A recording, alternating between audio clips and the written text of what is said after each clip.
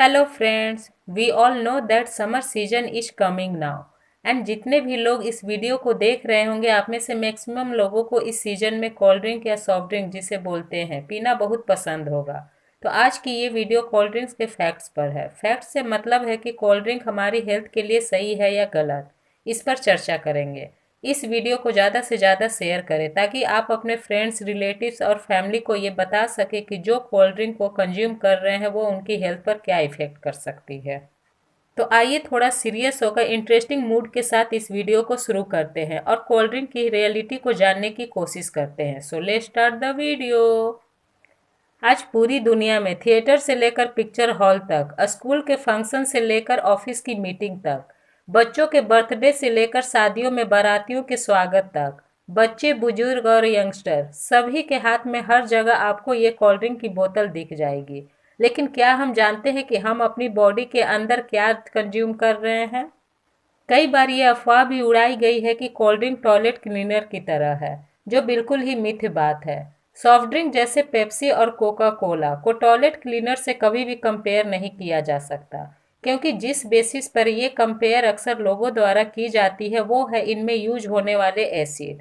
वो citric acid और phosphoric acid होती है। सिट्रिक एसिड नेचुरली भी पाई जाती है, फॉर एग्जाम्पल लेमन्स और ऑरेंजेज में। और फॉस्फेरिक एसिड एक कॉमन फूड ग्रेड एडिटिव है जिसके लिए एक नंबर असाइन किया गया है E338। एक्चुअली ये फॉस्फेरिक एसिड मोल्ड और बैक्टीरिया के ग्रोथ को प्रिवेंट करने के लिए यूज किया जाता है, जो नॉर्मली हर उस पैकेट फूड में यूज होता है जिसमें बैक्टीरिया ग्रो कर सकते हैं, for example cheese, jams, processed meat, protein drinks etcetera.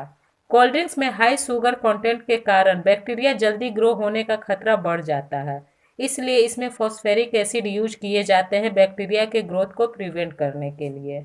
और इंटरेस्टिंग बात तो ये है कि ये दोनों एसिड टॉयलेट क्लीनर में भी यूज की जाती है। लेकिन फ्रेंड्स, इसका मतलब ये बिल्कुल नहीं है कि कोल्ड ड्रिंक को टॉयलेट क्लीनर से कंपेयर की जाए। ये कंपेरिजन बिल्कुल ही गलत है। जैसा कि हम स्कूल में केमिस्ट्री में पढ़ चुके हैं कि कुछ एसिड माइल्ड होते हैं, डाइल्यूट एसिड होते हैं, और कुछ एसिड कॉन्सेंट्रेटेड एसिड होते हैं, मतलब स्ट्रॉन्ग होते हैं। फॉर एग्जाम्पल शराब का यूज खांसी की दवाइयों में की जाती है। इसका मतलब ये बिल्कुल नहीं है कि शराब का कंपेयर आप दवा से करें, क्योंकि खांसी में शराब की जो मात्रा यूज होती है वो बहुत माइल्ड होती है और शराब एक्चुअल में हार्मफुल है आपकी हेल्थ के लिए। आई थिंक आप समझ गए होंगे कि कोल्ड ड्रिंक का कंपेयर टॉयलेट क्लीनर से करना रॉन्ग है। अभी तक मैंने जितनी बातें बताई इसका मतलब ये बिल्कुल नहीं है कि कोल्ड ड्रिंक पीना सही है हमारे हेल्थ के लिए। ऐसा बिल्कुल नहीं है। मैं सिर्फ साइंटिफिक रीजन बता रही हूँ कि कैसे कोल्ड ड्रिंक और टॉयलेट क्लीनर बिल्कुल अलग हैं। टॉयलेट क्लीनर में यूज होने वाले एसिड कॉन्सेंट्रेटेड एसिड होते हैं। इसका मतलब कि काफ़ी स्ट्रॉन्ग होते हैं और उनकी क्वांटिटी भी बहुत ज़्यादा यूज की जाती है। सबसे पहले बात करते हैं कोल्ड ड्रिंक्स में मौजूद इंग्रेडिएंट्स के बारे में। इसके लिए हम मिरिंडा का एग्जाम्पल लेंगे, जो पेप्सिको का ब्रांड है। बोतल के पीछे आप देखेंगे कि इंग्रेडिएंट्स लिखे होते हैं। इन इंग्रेडिएंट्स में सबसे पहले हम बात करते हैं कैलोरीज के बारे में। इसमें मेंशन किया गया है कि 100 ml में 55 कैलोरीज है, यानी इसके अकॉर्डिंग 600 ml की बोतल में 330 कैलोरीज मौजूद है। इसका मतलब ये हुआ कि इस एक बोतल में उतनी ही कैलोरी है जितनी कि 2 आलू के पराठों में होती है, या फिर एक मसाला डोसा एक कटोरी सांभर के साथ अगर आप खाते हैं तो आपको इतनी ही कैलोरीज मिलेगी। अब आप खुद सोचकर देख सकते हैं कि 2 आलू के पराठे या फिर एक मसाला डोसा आपका ब्रेकफास्ट या डिनर हो सकता है। लेकिन 600 ml की कोल्ड ड्रिंक पीने के बाद वैसे भी आप ब्रेकफास्ट या डिनर तो करेंगे ही। इसका मतलब 600 ml की कोल्ड ड्रिंक पीकर हम 330 कैलोरीज एक्स्ट्रा कंज्यूम कर रहे हैं अपनी बॉडी में। इसके अलावा खाने से आपको प्रोटीन, मिनरल्स, विटामिन भी मिलते हैं, लेकिन कोल्ड ड्रिंक से सिर्फ आप बड़ी मात्रा में एक्स्ट्रा कैलोरीज गेन करते हैं और कुछ नहीं। इसमें कोई न्यूट्रिएंट्स नहीं होते हैं, सिर्फ और सिर्फ चीनी होता है, भरपूर चीनी। मिरिंडा के 100 ml में 13.8 ग्राम शुगर होता है। इसके अकॉर्डिंग 600 ml की बोतल में 82.8 ग्राम शुगर है, मतलब हाफ ग्लास चीनी। अब आप सोच कर देखिए कि क्या आप एक बार में हाफ ग्लास चीनी कंज्यूम कर सकते हैं? ये चीनी की मात्रा आपको ज़्यादा बीमार करने के लिए काफ़ी है। शायद आप लोगों को ये पता नहीं है कि एक नॉर्मल इंसान को एडेड शुगर बिल्कुल नहीं कंज्यूम करनी चाहिए। एनर्जी के लिए हमारी बॉडी को नेचुरल शुगर चाहिए, जो हमें हमारे फूड से मिल जाती है। जैसे मिल्क से लैक्टोस और फ्रूट से फ्रुक्टोस, ये नेचुरल शुगर के एग्जाम्पल है। यही नेचुरल शुगर हमारी बॉडी में शुगर की नीड को कंप्लीट कर देती है, जबकि एडिड शुगर उसे कहते हैं जो एक्स्ट्रा शुगर डाली जाती है खाने में। और एक रिसर्च के अकॉर्डिंग हमारी बॉडी को फंक्शन करने के लिए किसी एडेड शुगर की ज़रूरत नहीं है। फिर भी अगर कभी आपको एडेड शुगर खानी पड़ जाए तो आपके लिए ये जानना जरूरी है कि कितनी एडेड शुगर आपकी बॉडी टॉलरेट कर सकती है। एक एडल्ट आदमी के लिए 36 ग्राम या 9 teaspoon per day added sugar consume करनी चाहिए। वहीं एक औरत को 6 टीस्पून यानी 25 ग्राम पर डे। और कोल्ड ड्रिंक की बोतल में 82.8 ग्राम एडेड शुगर है। डैट मीन्स एक बोतल आपने कोल्ड ड्रिंक पी और डेली रिकमेंडेड लिमिट से आप ज़्यादा एडेड शुगर अपनी बॉडी में कंज्यूम कर लिए। इसलिए मैंने कहा कि कोल्ड ड्रिंक आपको बीमार, इनफैक्ट बहुत बीमार करने के लिए काफ़ी है। इसका इफेक्ट इंस्टेंटली तो नहीं होगा, लेकिन उन लोगों के लिए चिंता का विषय है जो रेगुलर बेसिस पर कोल्ड ड्रिंक कंज्यूम करते हैं। शुगर की ज़्यादा मात्रा से joint pain, skin ageing problem, liver damage, type 2 diabetes, kidney problem, heart attack का रिस्क इंक्रीज हो जाएगा। और सबसे बड़ी चीज़, मोटापा इंक्रीज हो जाएगा। कई लोग मानते हैं कि ज़्यादा शुगर कंज्यूम करने से मोटापा होता है और बाकी होने वाले प्रॉब्लम्स को भूल जाते हैं। शुगर एक एडिक्टिव चीज़ है, बिल्कुल ड्रग्स और कोकीन की तरह। इसलिए जो लोग शुगर एडिक्टेड होते हैं वो अपनी शुगर की नीड को कंप्लीट करने के लिए रेगुलर बेसिस पर स्वीट्स और चॉकलेट्स इत्यादि कंज्यूम करते हैं अपनी बॉडी में। जैसे आपने देखा होगा कि जो लोग कोल्ड ड्रिंक पसंद करते हैं उनमें से मैक्सिमम लोग उसे रेगुलर कंज्यूम करते हैं। ये तो बात हुई एक इंग्रेडिएंट की। अब बात करते हैं दूसरे इंग्रेडिएंट की जो इसमें यूज की जाती है। फ्रेंड्स, सेकंड इंग्रेडिएंट है कैरेमल। क्या आप जानते हैं पेप्सी और कोका कोला का डार्क ब्राउन कलर जो होता है वो कैसे आता है? फ्रेंड्स, ये आता है कैरेमल से। पहले हम जानेंगे कि कैरेमल क्या है। सिंपल लैंग्वेज में बताऊं तो बेसिकली कैरेमल शुगर को जलाकर तैयार किया जाता है। शुगर को अमोनिया और सल्फाइड के साथ हीट किया जाता है। ऐसा करने से एक बाई प्रोडक्ट निकलता है 4-MI, 4 मिथाइल इमिडाइजोल। कई स्टडी में इसे कैंसर से लिंक किया गया है। 2012 के कई न्यूज आर्टिकल में आपको ये मिल जाएगा जो कैरमल को कैंसर से लिंक करते हैं। कैलिफोर्निया स्टेट में इसे कार्सिनोजेन से लिस्टेड किया गया है। वहाँ का कानून कहता है कि इस कार्सिनोजेन की मात्रा किसी भी खाने या पीने की चीज़ों में अधिक होने से ये अलाउ नहीं है। ये अधिक मात्रा 29 माइक्रोग्राम से ज़्यादा बताई गई है। अगर 29 माइक्रोग्राम से कम कार्सिनोजेन की मात्रा है तो वो अलाउ है। जबकि 2012 के आर्टिकल्स के अकॉर्डिंग कोला पेप्सी में ये 138 माइक्रोग्राम की मात्रा होती है। डैट मीन्स रिक्वायरमेंट क्वांटिटी से कहीं ज़्यादा।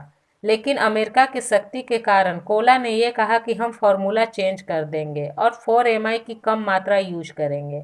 लेकिन ये सिर्फ अमेरिका में हुआ, क्योंकि इंडिया और इंडिया जैसे बाकी डेवलपिंग कंट्री में इसके लिए कोई कानून नहीं है। यहाँ मिरिंडा और फैंटा पीने वाले लोग खुश होंगे कि हमारे ड्रिंक में तो कैरेमल यूज नहीं होता है, तो आगे की बातें आपके लिए है। मिरिंडा फैंटा जैसे ड्रिंक्स में सिंथेटिक फूड यूज की जाती है ऑरेंज कलर लाने के लिए, जिसका कोड है E110।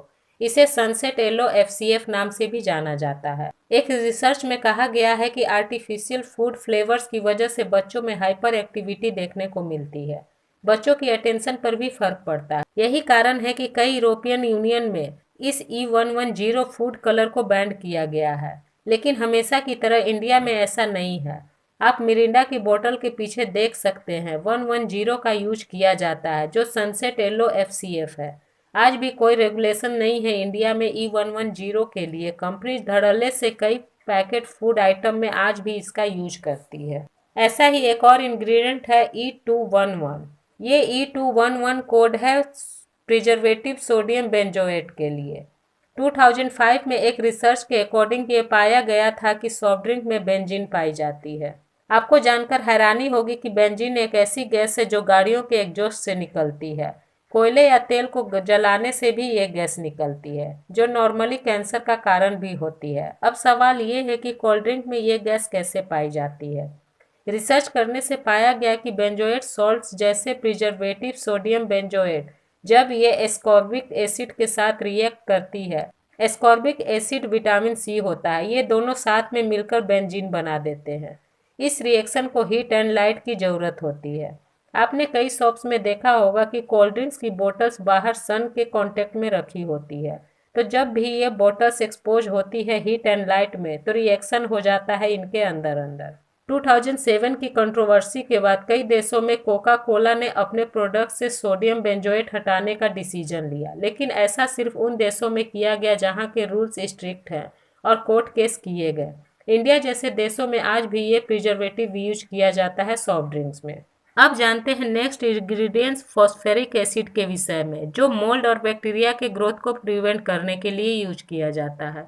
हालांकि ये कोई इतनी हार्मफुल चीज़ नहीं है क्योंकि मिल्क में भी फॉस्फेरिक एसिड पाया जाता है, लेकिन इसका नुकसान ये है कि इसके ज़्यादा क्वांटिटी कंज्यूम करने से आपके दांत खराब हो सकते हैं। इसी कारण से बच्चों को कई बार कहा जाता है कि ज़्यादा सॉफ्ट ड्रिंक नहीं पियो, दांत खराब हो जाएंगे। इन सभी इंग्रेडिएंट्स के अलावा सॉफ्ट ड्रिंक्स में एसिडिटी रेगुलेटर्स भी डले होते हैं। एसिडिटी रेगुलेटर 330 सिट्रिक एसिड है, जो आमतौर पर लेमन्स में भी पाया जाता है। इससे थोड़ा खट्टा टेस्ट आता है, इसलिए सॉफ्ट ड्रिंक में ये खट्टा टेस्ट लाने के लिए ऐड किया जाता है।